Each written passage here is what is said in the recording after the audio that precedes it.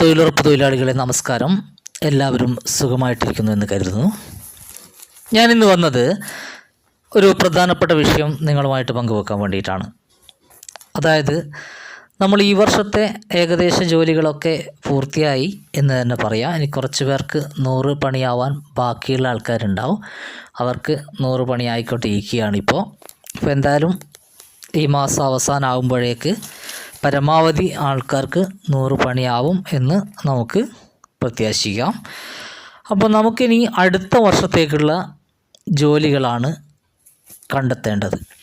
അപ്പോൾ നമ്മളിപ്പോൾ പല ഭാഗത്തു നിന്ന് അന്വേഷിച്ച് നോക്കുമ്പോൾ വ്യക്തമായിട്ടുള്ള ഒരു ധാരണ വന്നിട്ടില്ല പലർക്കും. കാരണം എന്ത് ജോലികളാണ് അടുത്ത വർഷം ചെയ്യേണ്ടത്, എത്തരത്തിലുള്ള ജോലികളാണ് എന്നൊന്നും വന്നിട്ടില്ല. എന്തായാലും അടുത്ത വർഷത്തേക്ക് നമുക്ക് ജോലി എടുക്കണമെങ്കിൽ യുക്തധാര പോർട്ടൽ വഴി ആ വർക്ക് ക്രിയേഷൻ ചെയ്യണം. അപ്പോൾ അതിന് വേണ്ടിയിട്ട് നമ്മൾ എന്ത് ചെയ്യാമെന്ന് വിചാരിച്ചാൽ, യുക്തധാര പോർട്ടലിലേക്ക് വർക്ക് ക്രിയേഷൻ ചെയ്യുന്നതിൻ്റെ ഭാഗമായിട്ട് നമ്മൾ പല സ്ഥലത്തു നിന്ന് എന്തിട്ടുണ്ടാകും, ഒരു പഞ്ചായത്തിൽ നിന്ന് നിങ്ങൾക്ക് റിപ്പോർട്ട് വന്നിട്ടുണ്ടാവും.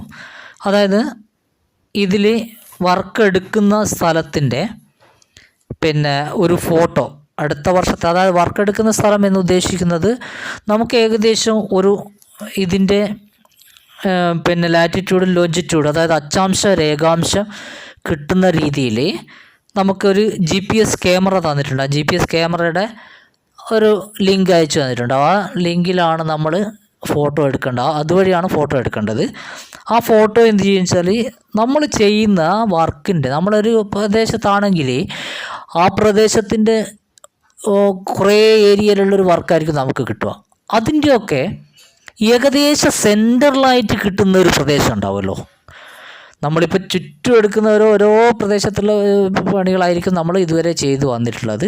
എല്ലാവരും അങ്ങനെ ഓരോ വാർഡിൻ്റെ ഭാഗത്തുള്ള ഒരു വാർഡില്ല ചുറ്റുവട്ടത്തിൽ. അപ്പോൾ അതിൻ്റെ ഏകദേശം നമുക്ക് ചെയ്യാൻ പറ്റുന്നതിൻ്റെ സെൻറ്ററിലുള്ള ഒരു സ്ഥലം, ആ സ്ഥലത്തിൻ്റെ ഫോട്ടോയാണ് നമ്മൾ എടുക്കേണ്ടത്.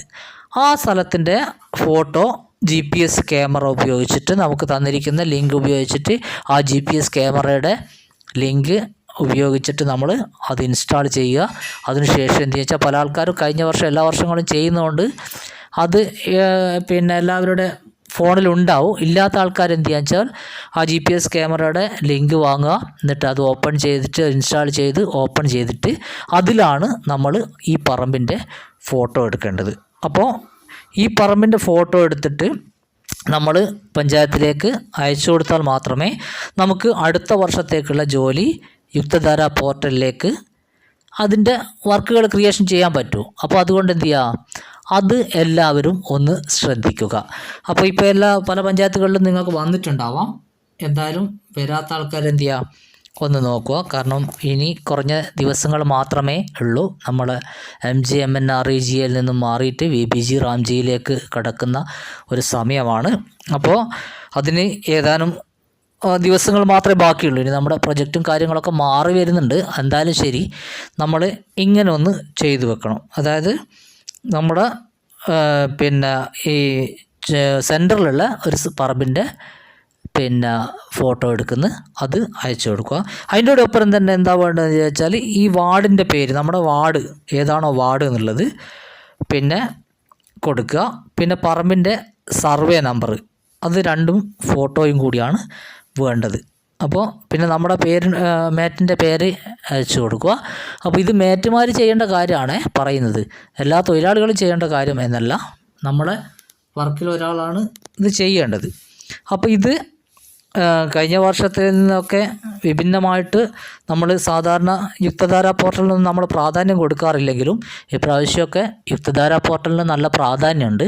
അതുകൊണ്ട് ചെയ്യുന്ന വർക്കുകൾ നല്ല രീതിയിൽ തന്നെ ചെയ്യുമ്പോൾ നമുക്ക് അതിൻ്റേതായിട്ടുള്ള ഗുണങ്ങൾ കിട്ടും. അപ്പോൾ അതിൽ ഒന്ന് ശ്രദ്ധിക്കുക. അത് ഇത് പറയാൻ വേണ്ടിയിട്ടാണ് ഞാൻ ഇന്ന് വന്നിരിക്കുന്നത്. അപ്പോൾ നിങ്ങളുടെ എല്ലാവരുടെയും നല്ല അകമഴിഞ്ഞ സഹായ സഹകരണങ്ങൾക്ക് നന്ദി രേഖപ്പെടുത്തുകയാണ്. ഒപ്പം തന്നെ എല്ലാവരും ഒന്ന് സബ്സ്ക്രൈബ് ചെയ്യാത്ത ആൾക്കാരൊക്കെ ഒന്ന് സബ്സ്ക്രൈബ് ചെയ്യുക. അപ്ഡേഷൻ നോട്ടിഫിക്കേഷൻ ലഭിക്കാൻ വേണ്ടിയിട്ട് ബെൽ ബട്ടൺ ഒന്ന് ക്ലിക്ക് ചെയ്യുക, അവിടെ ഓൾ ക്ലിക്ക് ചെയ്യുക. അതേപോലെ പിന്നെ പരമാവധി ഒന്ന് ഷെയർ ചെയ്യുക, ഹൈപ്പ് ചെയ്യുക. ഇപ്പോൾ നമുക്ക് ഈ അടുത്ത വിവരങ്ങളുമായിട്ട് കാണുന്നത് വരെ നന്ദി, നമസ്കാരം.